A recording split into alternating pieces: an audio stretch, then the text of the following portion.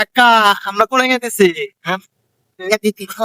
এই কাকা পরে কে সরে এর বলে করে আরে কাকা সরে আরে খরে বাবা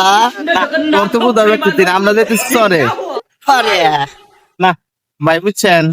আপনারা বিশ্বাস করেন খর কোন দিন জায়গায় যাওয়া যায় খরে। আমরা যাবো চরে এই লোক খালি শুধু বলতেছে খালি কয় ফরে আসলে যাইতেছে আমরা চরে মাছ মারবে কাকা শুধু খালি কয় খরে এই বুঝাই পারতেছে না